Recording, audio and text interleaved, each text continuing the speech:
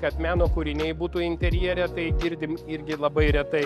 Vis dar gajus tas senasis stereotipas, kad vonios kambarys skirtas tik tai kūnui nuplauti. Labai mažai skiriama dėmesio, kad vonios kambarys iš tikrųjų šiuolaikiniam name turėtų būti poilsio, spa, truputėlį oazė, kur menas irgi turėtų rasti savo vietą. Netgi kartais tas menas gali būti išreikštas per inžinierinius gaminius, kaip TC Square, nerūdijančio plieno mygtukas padengtas rūdžių sluoksniu. Jie yra unikalūs kiekvienas, jų nėra dviejų vienodų ir jie yra kiekvienas kaip meno kūrinys. Labiausiai būčiau linkusi sukurti ne gražų interjerą, bet unikalų interjerą. Todėl, kad kaip ir žmogus, sako, gražus žmogus, tai keičiasi. Mados keičiasi. Rubensui vienas grožis buvo šių laikų kitas grožis, tiesa? Ir kiekvienas menininkas kitaip matė tą grožį ir mados keitėsi. Tai žodžiu, gražus yra pavojinga, o unikalus yra ypatinga. Kas dabar yra gražu, nauja ir gražu, po 15-10 metų atrodo labai pasenę.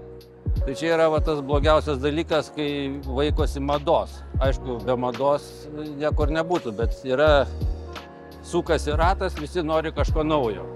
Bet kai ateina laikas, pamato, kad tas grožis yra visai nenaujuose dalykuose. Ta grožį galima susikurti iš daiktų, iš paveikslų, iš apstatymo, iš dekoravimo ir rinktis medžiagas, rinktis interjerinius sprendimus, kurie būtų ilgaamžiški ir neatsibostų. Interjero dizaineriai šiuo atveju yra tarpininkai. Ir jie kuria tiems žmonėms, kurie kažko tai nori. Tai bet žmogus turi norėti, o ne bijoti. Čia tas klausimas labai platus. Mes bijom gyventi ir būti savimi. Mes lygiai taip pat bijom kurti autentišką, unikalų interjerą. Tai kai jau žmonės galų gale suvoks, kad jų unikalumas yra stipriausia mūsų pusė, kiekvieno mūsų, iš tų 8 milijardų žmonių, tai yra tai, kas yra svarbu apie žmogų. Tai ir interjeras pasidarys unikalus. Pagrindinis tikslas ir yra sukurti tiek daug potinkinių sistemų nuleidimo plokštelių, kad galima būtų prisitaikyti prie bet kokio interjero, kad būtų harmonija interjere. Skirtingos medžiagos, skirtingos spalvos, skirtingos formos. Būtent tam ir skirta, kad vandens nuleidimo plokštelė kartais įsilietų į interjerą, o kartais galbūt taptų interjero akcentu. Tam jų ir yra sukurta bene 300 skirtingų variantų. Kalbant apie TC produktus, be jokios abejonės mes esam truputėlį riboti tam tikruose inžinierinėse rėmuose. Tačiau nežiūrint į tai, yra sprendimų, kurie leidžia, jeigu, sakykime, potinkinis rėmas, vandens nuleidimo plokštelė ir mes, tarkim, nenorim jos matyti, ar ne?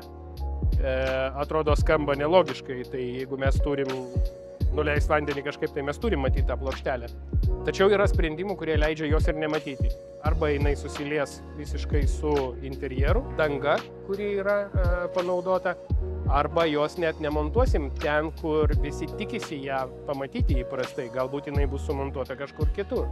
Tas pats pasakytina apie dušo latakus dušo zonoje, ar ne? Jie gali būti tie tradiciniai, taip vadinami latakai. Bet natūralaus akmens dangoms yra skirti latakai, kurių nesimato. Yra tik tai siauras plyšys akmenyje, latakas tampa tokiu inžinieriniu gaminiu, kuris interjere visiškai nesimato. Būti madingu tai nereiškia būti unikaliu. Tikrai ne. Greičiausiai tai bus lygiai atvirkščiai.